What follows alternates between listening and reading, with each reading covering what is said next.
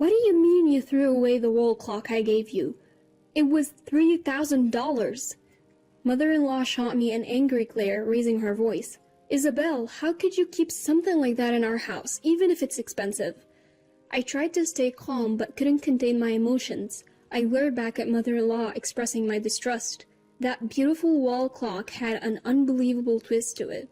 My name is Sasha. I'm 33. I was proposed to by Daniel, who is 5 years older than me, and we got married. Daniel was my boss at work. I was drawn to him because he was always there for me, not just for work problems, but for personal ones too. I genuinely hoped to get along with mother-in-law and build a good relationship when I decided to marry Daniel. He always wanted us to get married soon. I think my mom would be so happy to meet you before we marry. I've always wanted to meet your mother. Let's definitely go. Daniel's father left a legacy, but passed away early. Being the only child, it seemed Daniel was raised with a lot of care by mother-in-law, and he wanted to give her peace of mind by marrying soon. With butterflies in my stomach, I went with Daniel to his childhood home where mother-in-law was waiting. The moment mother-in-law saw me after answering the doorbell, her expression changed. You look rather plain. Mother-in-law whispered in my ear, ensuring it was barely audible. I was taken aback by the unexpected remark and stared at mother-in-law in shock. Daniel seemed completely unaware of what had just transpired. Come on in and make yourselves at home. As if nothing had happened, mother-in-law invited us inside. Did I just imagine what Isabel said earlier? I was puzzled, but reassured myself that mother-in-law meeting me for the first time couldn't possibly be that rude. Later, when mother-in-law was preparing tea in the kitchen, I went to help, and she started bombarding me with questions. How old are you? What's your educational background? I am 33. I went to a community college and have been working at my current job since graduation. I was taken aback by her sudden questions about my age, but I answered politely. But mother-in-law's attitude changed instantly upon hearing my reply. Not so young, and not very well educated. I wonder what he sees in you. Excuse me? I couldn't hide my shock at this rude remark. Do you really think you're good enough for my son? You're not even that pretty and don't seem to have any redeeming qualities. You don't need to go that far. I wanted adorable grandchildren to show off, but I doubt you can give me that. I can't boast about a daughter-in-law like you. Mother-in-law clearly disapproved of our marriage. How can she demean me like this when her son isn't around? Yet, I didn't want to cause a scene before the wedding and upset Daniel. Honestly, my first impression of mother-in-law was terrible. I didn't want to confront her and make things awkward with Daniel, who's always been caring and kind to me. So I decided to ignore her hurtful comments and endure them. Not long after we had our wedding. Since then, I've been managing both my job and household chores. Daniel, however, didn't help with the chores and left everything to me. Gradually, I felt overwhelmed doing housework alone and decided to talk to Daniel. Could you help a little with the chores? We're both working and doing everything alone is tough. I tried to put it gently, but Daniel's attitude changed sharply. Women are supposed to do the housework. My mom managed everything on her own. Why can't you? But Isabel was a housewife, right? We both work. Anyway, I don't need to do what women should. Just handle it. I can't believe... Since our marriage, Daniel had become cold. He used to be so caring and dependable at work, but now he seems to view me more as a housekeeper than his wife. Furthermore, mother-in-law began to interfere in our married life. Living close to our new home, mother-in-law would frequently drop by. She seemed to monitor me, and any little thing that she didn't approve of, she'd point out. She even threw out my dishes, exclaiming, "This tastes horrible. How can anyone eat this?" And if she found a speck of dust, she'd say, "Look at this dirt," and make me clean repeatedly. You're really an incompetent daughter-in-law. I'm sorry. You're not fit for my son. I should move in and train you right. The idea of living with mother-in-law was horrifying. If we lived together, I envisioned being berated daily and taken advantage of. I appreciate the offer, but I want to spend time with Daniel right now. You're rejecting my generous offer? despite being such a failure of a daughter-in-law. Since then, mother-in-law kept pushing for us to live together. Exhausted, I turned to Daniel. It's your fault you can't get along with Mom. Do your chores properly so she won't worry. Daniel seemed disinterested and didn't take my concerns seriously, leaving me drained dealing with mother-in-law. However, about a week later, mother-in-law stopped coming over and the pressure to live together ceased. Thank God she finally understands how I feel. Surprisingly, she gifted me an antique-looking beautiful wall clock that clearly was expensive. You haven't received a wedding gift yet, right? This clock is worth $3,000. Take good care of it. Thank you so much for this beautiful clock. I felt joy, thinking I was finally accepted as a family member. However, after receiving the clock, mother-in-law's phone calls began to include bizarre comments. If you have time to nap in the living room, you should be doing chores. How did you know I was resting for a bit? I can easily imagine what an inefficient daughter-in-law like you would do. Once might be a coincidence, but after that, frequent calls started coming in with comments like, relying on store-bought meals is lazy, and if you have time to watch TV, you should be doing housework.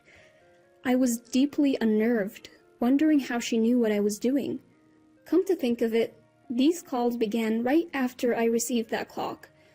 It felt as though the clock was watching my every move. Could it be? To confirm my suspicion, I took off the clock's cover to inspect the inside. Just as I thought. To my horror, I found something inside. I took a picture of it as evidence and immediately disposed of the clock. That evening when Daniel returned from work, he immediately noticed the clock's absence. Where's the beautiful clock? I got rid of it, because that clock... Before I could explain, Daniel flared up in anger. What? You threw away an important gift from Mom? That's it. We're getting a divorce. Without listening to me, he stormed off to his mother's house. The mention of divorce, especially so soon into our marriage, left me devastated and speechless. He won't even talk or face me. Daniel doesn't trust me. This isn't fair. Overwhelmed with frustration and wanting to change the situation, I decided, I can't let it end like this. The next day, determined to prove my innocence and expose mother-in-law's deeds, I visited her home.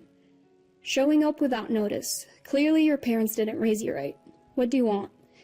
You should know why I'm here. What are you talking about?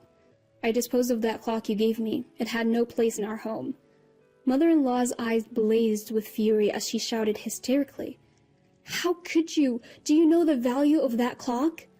Must have been valuable to you, considering you could spy on our home with it. Yes, inside that clock was a tiny built-in camera. But when confronted, mother-in-law arrogantly smirked. Caught on quicker than I thought. It was to expose what an inadequate daughter-in-law you are. Excuse me. I thought if my son knew how useless you are, he'd divorce you and find someone better. What you did is a crime. Despite my sincere anger, mother-in-law mocked me with a sarcastic grin. But there is no evidence left, is there? You impulsively threw the clock away, after all. When Daniel finds out about the hidden camera, he won't forgive even you. We'll see. He's on my side. Plus, thanks to the clock, I succeeded in driving a wedge between you two. It was worth every penny. Mother-in-law looked at me with disdain, not showing an ounce of remorse for her actions. I discreetly slipped my hand into my pocket. Her arrogance would be her downfall. Unbeknownst to the smug mother-in-law, I had secretly recorded our entire conversation. Surely playing this record to Daniel would make him understand why I threw away the clock. Since our marriage, Daniel rarely listened to my side of the story, but this time, I hoped he would truly be supportive. That night, when Daniel returned home briefly for an errand, I opened up about everything that transpired with mother-in-law. As he listened, his face grew increasingly stern. I thought, finally he understands. But to my surprise, Daniel's response was not what I expected. You and your wild imaginations. Cool your head and apologize to Mom. You don't believe me. I have evidence right here. Why would Mom do such a thing? Stop lying. Just believe me for once. Enough. The only reason I came back was to give you this." Without letting me finish, Daniel presented me with divorce papers. Why couldn't he understand? He had shattered all my hopes. Daniel wasn't willing to listen to me and clearly did not trust me. I had given him one last chance to make things right, but I realized I couldn't stay married to a man like him. Without hesitation, I signed the divorce papers. Later that day, armed with the photographic and recorded evidence, I headed to the police station to take action. "It's no joke. I just took a little peek in my daughter-in-law's private life in exchange for giving her an expensive clock." When the police arrived, mother-in-law lashed out, swinging her arms in a frenzy. Her violent outburst led to her being arrested not only for invasion of privacy, but also for assaulting an officer.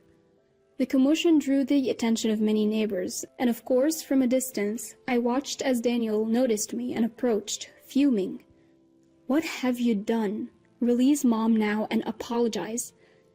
Remember when I tried to tell you about the camera? Had you listened to me, none of this would have happened. But do you really want your own mother to be labeled a criminal? Confronted with the reality of the situation, Daniel's face turned pale, and he profusely apologized. "I was wrong. I'll do anything. Please forgive me.